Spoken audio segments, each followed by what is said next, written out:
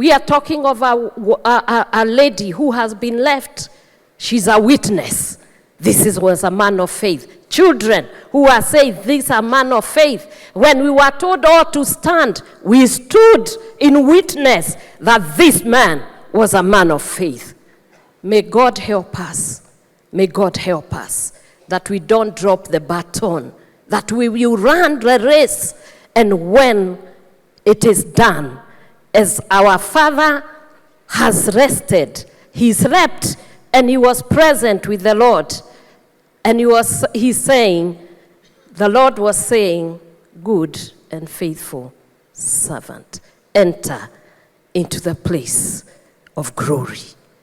And this I believe, this I know, it has happened.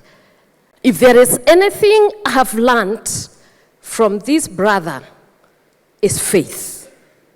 Faith in this God. Jesus said this, I tell you that he will avenge them speedily.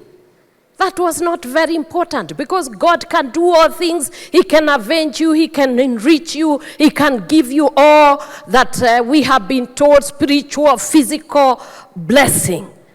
Nevertheless, and this is what the Church of Kenya and the Church of Africa and the Church of the world ought to ask itself. Nevertheless, when the Son of Man comes, will he really find faith on earth? This man who has rested, Jesus cannot be concerned about his faith. He expressed his faith, fearless.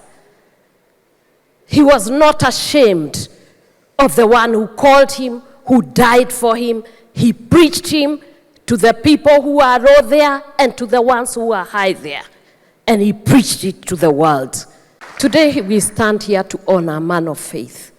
I know him because when we asked him to come for leaders fellowship and he would come to teach, he came one day to teach when he was not feeling very well. And I remember he took time, he prayed, he delivered the message. He was sweating, drenched in sweat, and he did not stop. For hours, he taught the men of God. He taught on worship. He talked on honor and continued until he sat on the stairs. And I can tell you that is what service, faith, and love, as our Father has spoken, the fellowship, the grace and love that you show to mankind is what is very important.